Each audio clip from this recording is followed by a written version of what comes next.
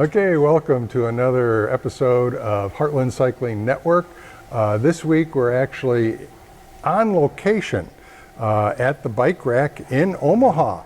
And with me is my special guest, Robb Hiatt. So Robb, tell me a little bit about yourself and your involvement in cycling. Yeah. So I'm the store manager here at the bike rack. I've been in this position for about 3 years. But I have a pretty long history with the bike rack, going back to my time back in college in Lincoln at our Lincoln store. I worked there for a couple of years. Fun factoid about me and the bike rack, I actually, if you go to our Lincoln store, around in the back in the basement, there used to be a preschool. I actually went to that preschool when I was just a little guy. So I have a very, very long history with the bike rack. So that's probably where that interest in biking came from. Who knows? Huh? Yeah. It was set early in life. Yeah.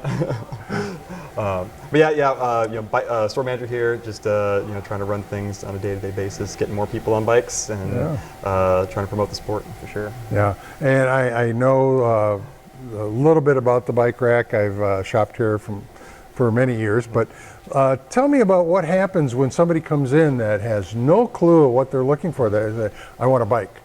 Well, totally. Tell us about that. It's a fun process. So we like to ask as many questions as possible to the potential buyer, and that's what we call collecting dots, as we say. So ask a bunch of questions, whether it be what are their goals for riding, who are they going to be riding with, where do they want to ride, what type of conditions are they riding in, all sorts of different questions like that can help us kind of pinpoint what product or service to offer them. So it's good. Yeah, it's a fun process because you get to learn about what they're looking to do, and then we do the best we can to try to help get them the right thing that's going to help attain those goals that they have. Yeah. No, I know that process. It was probably about maybe 20 years ago. I'm dating myself, I know, but anyhow, my wife and I were looking for bikes. We hadn't had a pair for bikes for a number of years. And so we said, hey, let's go out and get some bikes. There's a lot of trails here in Omaha. Let's ride around and stuff. I know where I was working at the time, they even had a thing with riding for some corporate challenge type thing. And I'm going, okay, let's do that. And we went to one of the sports stores that sold bikes. And we walked in and tried to get some help. And it's like, there's nobody there to really help us. We said, well, I know about the bike rack. I heard of them. Let's go over there. Yeah. And right away they started doing exactly what you said. Well, what kind of riding do you want to do? And what kind of interest, and etc. So they went through the process, and we ended up with a couple of Trek Comfort hybrids. Yeah, totally. Okay, and I rode that thing for probably 15 years or whatever. Nice. Yeah. 10,000 miles I put on the bike, and that may not be a lot for some people, but it was for me, obviously. Totally. And I rode it for the Corporate Cycling Challenge. I did the Tour de Fort with it, which is the big long ride, about 40 some miles, and some hilly, some hills. So I didn't think anything of it, and then all of a sudden I show up at a group ride for one of the bike clubs here in the Omaha area, and everybody's got a road bike, and I'm going, I'm in trouble. Yep. So, anyhow, that can happen. When you're first getting into the sport, you maybe don't have a clear picture of what your goals are with it. You just want to get something to get your foot in the door into cycling, and we actually get that a lot. The customer comes in and buys a bike that was going to satisfy their needs right off the bat. But maybe they just dive in to the deep end in the sport and want to do more, want to go longer, want to ride with different people, and so it does happen quite often that the person outgrows that first bike. But that's where you get the fun upgrade process at that. Right. Then you upgrade. That's why I said I saw these people on road bikes, and I'm going, well, I had a road bike when I was a kid. Okay, and I'm going, maybe I should be looking into one of those, but there's differences. I mean, this is where I started learning, and some of it was self-education, some of it was just asking questions of other riders and at the bike shops, and about gearing. A lot of people don't realize how gearing, and also the position where you're riding upright versus down, and there's different things with comfort on that. Absolutely. Your body position is huge on the bike, so if you're looking for more comfort, you're going to be more upright. If you're looking for more speed and efficiency, you're going to be down a little bit more. Gearing is a huge thing anymore, because you're starting to see a lot more bikes come with the single chainring or the one-by drivetrains for simplicity, but it may not actually be the best thing for that rider given what they're looking to do with it. We actually see this a lot with mountain bikes. 'Cause I'm a firm believer that a mountain bike is, if you're going to have one bike and you don't know what you want to do with it, get a mountain bike, because it can take you really anywhere. You might not be the fastest on the paved trails. It might not be a full suspension downhill rig on some of the off-road trails, but you can still do any of that. But on the mountain bike range of mountain bikes, I mean, you can get the basic entry level. You're talking several $100s up to thousands. Oh yeah. Nice mountain bikes are pretty fun. There's a lot of cool technology in those things. They're technology. You get more technologically advanced, so definitely. And I think you're somewhat of a mountain biker. I am. Yeah, that's kind of how I got my start into the sport of cycling. My friends that I met in junior high were mountain bikers. I'm like, that looks fun, so I'm gonna join these guys. And so, been racing and riding mountain bikes since I was about 13 years old. And just love it. Love mountain bikes. And like you said, you get that mountain bike, you can go anywhere. Yeah, totally. So, I mean, you can ride the trails, you can ride roads. It's not necessarily the same, as far as speed is concerned. Right. I mean, if you're like with a group ride and they're out there, you may be dropped. If it's a no drop ride, that's not a problem. So, and that brings up another subject that I know the store does, that you do several group rides. Yeah, totally. Yeah, during the season we have a couple that we offer, and they've actually been around for many years. So we have a Tuesday trail ride led by Jan. She's awesome, great teacher, just great attitude. That kind of goes on the local trail system here. Early in the season, kind of starts off fairly short, maybe around 20 miles or so, to kind of get the legs back in. Then as the season progresses, it gets longer, up to 40 miles or so, in that kind of range. Great ride. We've been doing that one for quite a few years. And then on Wednesdays we do a ride called the Slide Ride, led by one of our guys, Jack here. That one's out of Stinson Park in Exarban Village. That's a super fun ride. Probably our best ride as far as average attendance that we've ever had. And I can vouch for that because I have been part of that ride for a number of years, and I do like it. It's casual. I mean, and after you're done, we meet at a local place in Stinson Village to have maybe some beverages and chat and talk and just get to know each other. And there are people of all different riding skills. There's some that, and they start asking questions, and that's how you tend to learn too. Yes, totally. Yeah, meet different people with different riding abilities. Have some new folks to go riding with on the weekends, things like that. It's just awesome. It's a really good ride. We've had some up to about 20-some people, but what I say is that ride, Jack's got a little saying. It says, we don't go far and we don't go fast. So that is definitely a good ride for anybody that wants to start out. Absolutely. Yeah, super fun one. Yeah, it's all on trails, generally all on trails. So that's the fun part about it. Yep.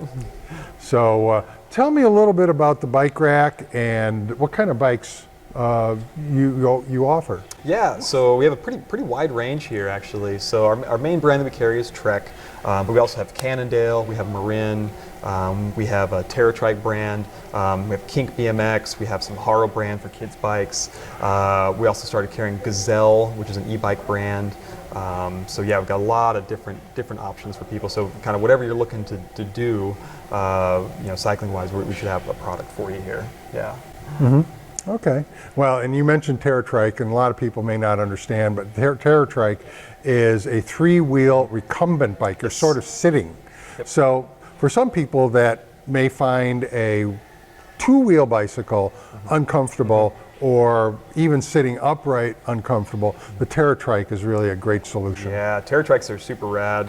We've been a dealer for them for, I think it's about 5 or 6 years now, but they make great products. They have a huge line of accessories too, so you can really deck it out to whatever your needs are. But they are just awesome products, and they're actually a really fun company to work with too. Yeah, and I tried one of those a number of years ago when they had a test ride. Terra Trike was out here and offering people to test ride them, and I did a test ride on their e-bike version of that. So there are e-bike versions. Now tell me a little bit about e-bikes. Yeah, e-bikes are a massive category for us now. We've been joking lately that about half the customers that walk in the door are looking at e-bikes right now. For those of you who don't know, so there's a battery and a motor attached to the bike. And what we sell here are called electric assist, and so they're still bicycles in the sense that you still have to pedal them, but you can kind of toggle the assistance modes from low to high to depending on what sort of conditions you're in. Like if you've got a steep hill coming up, you can crank it up to high, get up and over that hill easier. But great bikes, great tools for various type of riders. Like we get a lot of people in here that maybe have physical limitations where they can't ride the same distances that they used to, but they still want to do that. And an electric assist bike is a great option for them. We also get people that maybe have a significant other or friends that they want to go riding with, and maybe they're not the cyclist, but they are. And this is a really good way for them to keep up and ride with their friends or significant others. Yeah. And I know one of the riders that's on the slide ride.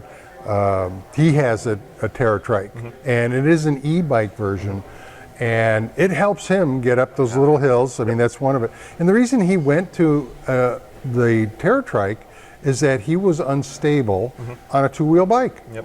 He just could not ride it anymore. He even had outriggers on one of his bikes, and he still had balance issues. I mean, that's one of the reasons he went to the tricycle. Yeah. Yep. Incumbent. And that's even balance is an issue with the electric bicycles, bicycles as well, the two-wheeled ones, because they're heavier than a normal bike. They're on average around 50 pounds or so, and so we're actually seeing a lot of people go towards the step-through variety of the frame, just so they can get on and off much easier than a traditional like step-over bike. We're selling those to men, women, everybody basically for that style, because it just makes coming to a stop, starting again, and then just moving the bike around way easier. What's the brand that you carry here that's e-bikes? I mean, I think Trek offers them. So we have Treks, Gazelles, like we mentioned. Gazelle's another one. Okay. Electra brand has some really nice options. Yeah, but even we've got some Cannondales too, some Charge brand. Okay. So some pretty good options. They pretty much run the whole gamut of different styles of bikes. Yeah. Okay, that's very cool. So, what's one piece of equipment or thing that somebody would need when they're out riding on a bike? Ooh, man. So, well, you're asking me. So I would probably say, you could go with a lot of things. You could go with like a tube or multi-tool. I think a good pair of socks is what you need for a good ride. Really? Because that's going to make the connection between your shoe and your pedal that much more comfortable. It's going to keep you dry, keep you happy. Good pair of socks. Okay. Yeah. Wow, that's an interesting. Yep. That's my take on that one. Hot take.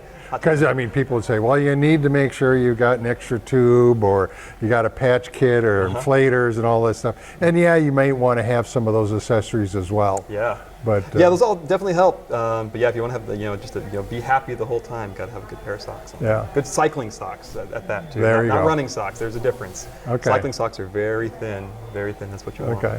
Very good. Very good. Well, that's a great piece of advice. Yeah.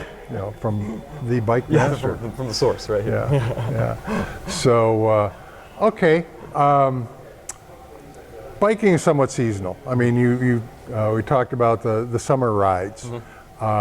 Get into winter, there's still people that are out there riding. Sometimes they're riding, the mountain bikes with the more aggressive treads on their tires. And I mean, it's not that you can't use a road bike, but there's things that you need to do to a bike to winterize it. Yep. What would you say that would be important there?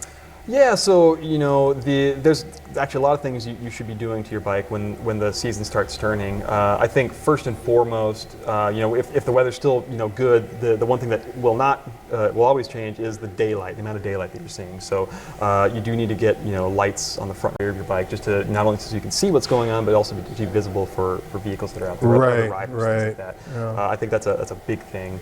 After that, it's going to be kind of, I think, condition dependent. Like you mentioned, if you're riding on like icier terrain, like wider tires, studded tires sometimes are useful. But kind of nice thing about the local trails here is they actually do a pretty good job of keeping them, clear. Yeah. So a big thing that's going to add to the enjoyment of riding in the colder months is just the gear that you're wearing. Well, you still have to be aware. I mean, you brought up the local trails and keeping them clear and all, but you have to watch the underpasses where they don't, let's say, I mean, they'll clear it, but you have the thawing and refreezing, and a lot of times you'll have ice in those conditions because the sun doesn't necessarily reach in those areas. So you have to be careful. Yes. That's where studded tires do help, but that's one of the things. But another important factor when you're riding is what you're wearing. Yeah, so totally. Tell us about that. Yeah. I'm a personal believer that layering is very important, and I think it's something that does take a little bit of trial and error on the rider's part to kind of see what's going to work with them. Even for myself, when the colder weather hits, I make mistakes. I'm like, I wore way too much, or I didn't wear enough this time. Yeah. You have to try a few things to see what's right. But having a good windproof jacket on the top, some good gloves, skull caps underneath your helmet, wool socks, things like that. And it is dependent on what type of riding you're doing. If you're doing kind of a casual road bike ride, you may want to wear one extra layer on there because you're not really your heart rate's maybe not quite as high there. But if you're going off road and doing a mountain bike ride, you might want to wear a little bit less because your heart rate's going to be a lot higher from the up and down efforts that you're doing there. So it's kind of condition dependent. And yet there's still going to be people that like to ride during the summer that say, I don't want to be out there during the winter. So what alternatives do you have for that? Yeah, totally. So indoor cycling is a massive category for us now as well, specifically the smart trainers. So those are devices where you can hook your outdoor bike up to an indoor trainer and download certain apps like Zwift, Ruvi, Full Gas, Trainer Road, all these different apps, and get an indoor riding experience that you like. I've personally, I've been a Zwift subscriber for about 4 years now, and it's a computer-generated graphics on there, but it's a very social thing. There's people from all over the world on it. It's a live streaming thing, but it's a great way to either just get a ride in. You can do racing, you can do training, you can do kind of whatever you want. But it's a really really cool tool. When the weather's really really bad out there. Yeah. I tend to like the ones that offer real video. That's one of the things that I like because you tend to see other parts of the world. I mean, it was kind of fun this last winter when I was just starting out on indoor trainers. I mean, I picked up a used one at a garage sale. It was just a dumb trainer, a Cyclops. That's what they call them, yeah. Yeah. And, just to say, do I really like to do this or not? And, I did. So I said, okay, then we, upgraded to a smart trainer, but it was still fun because I'm cycling and I'm seeing different parts of the world, like sections down in Melbourne, Australia, and over in Europe, and back in Wisconsin where I'm from, and I thought, hey, this is really cool. Yeah. This is really nice. In fact, I said to my son out in Washington, D.C., I did a route around the D.C. area. It says, okay, we're going to have to do this sometime when we get out there in real life. IRL, yeah, right. Yeah, it's a really cool thing. So if you've traveled with your bike, or if you're just really interested in a certain part of the world, Full Gas has videos. So they take essentially GoPro footage from a person riding, and then they overlay the GPS data onto that footage, and so you're essentially riding along on the ups and downs. Yeah, and you feel it too. On a smart trainer, that's the advantage. You feel the ups and you feel the downs too. I mean, it's like coasting to a certain extent. The better the smart trainer, the more realistic it can feel. Definitely, so. Yeah. There's a difference between your more entry level ones and your higher end ones for sure, but they still give you at their core, they give you the same riding experience. So it's one of those where you could definitely start off on the low end. You don't have to go deep into the pool with it right off the bat, but yeah, there are some advantages to going with the nicer ones. Definitely. So tell me about some of the groups and things and organizations that you kind of support and that are part of that you maybe really have a passion for. Yeah, so for the bike rack here, we do team up with a lot of organizations. We will go and support rides like the Wear Yellow ride every year, and then some of the various events that they have. One of the big ones the past couple of years has been the local chapter of NICA, which is the National Interscholastic Cycling Association. Locally, it's called NICL, which is the Nebraska Interscholastic Cycling League. What that is a kind of a high school aged mountain bike racing series and league. So various teams, like high schools, can get teams together and race there and compete. It's a very cool program, and we, right when we heard that they were going to be coming to the state, we kind of had our own internal fundraiser to kind of help get some money for them, get some cash rolling. But they have some subcategories that we like to help out with. Like we've donated some bikes to the Girls Inc. program to Grit, and it's just a really cool thing because the more kids we can see getting on bikes, the more the sport's going to keep progressing into the future. So that's a really cool one.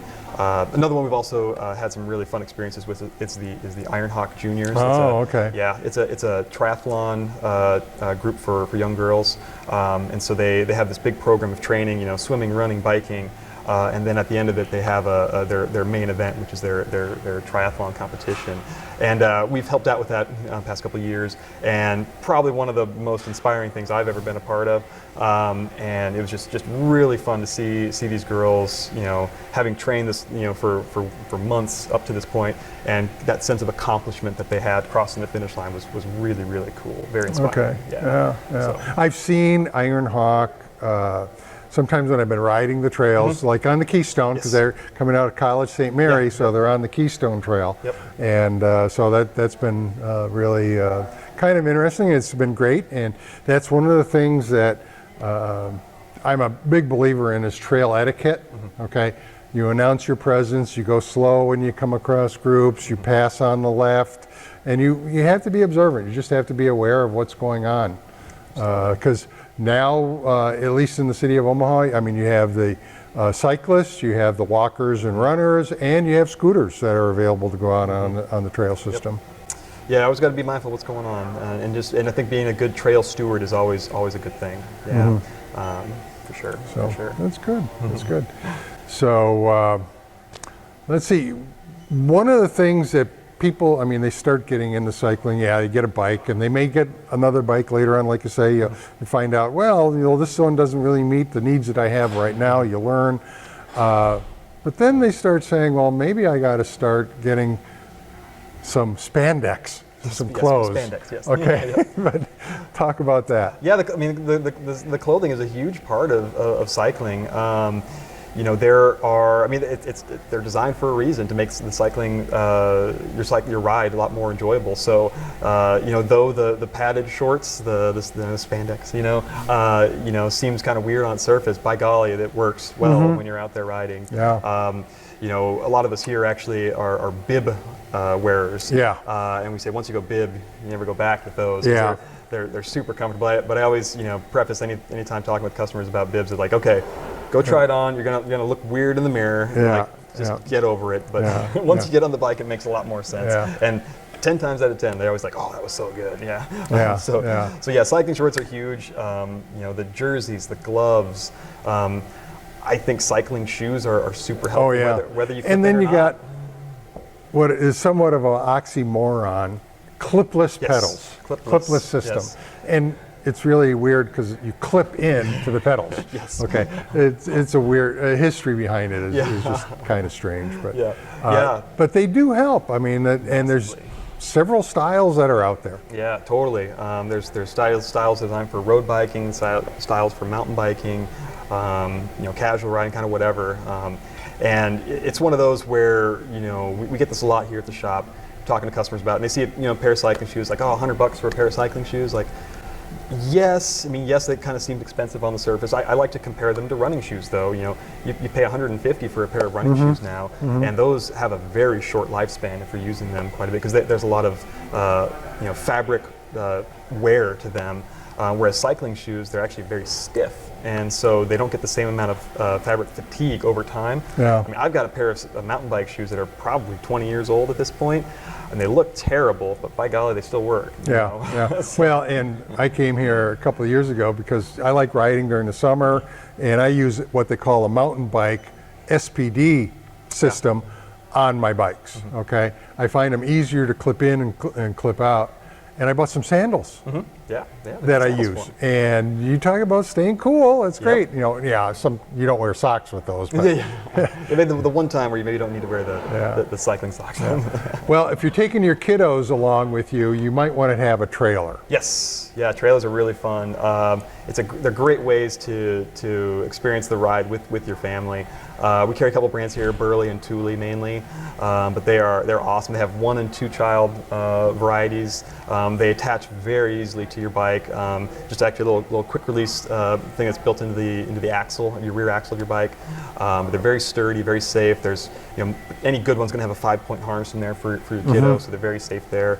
They collapse down easy. They're just really fun tools. Take a little while to get used to on the bike. It does feel a little, kind of get this like yo-yo effect when you're riding with your kid, but you get used to it. But it's just really fun to have your kid back there, and you can still go on the same rides you used to, and your kid's cheering you along the way.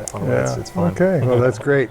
Yeah, I know I had one of those to pull my granddaughters on, and well, they've gotten too big for it. So Yeah, that's true. It's one of the things that. But They have a 100-pound weight limit on those things. yeah, and well, they get too tall. It's like there's space limitations. Yeah. But anyhow, I just want to thank Rob for thank being you on the for show having with us. us today, and I just want to remind everybody here that's watching to pedal on. Yeah.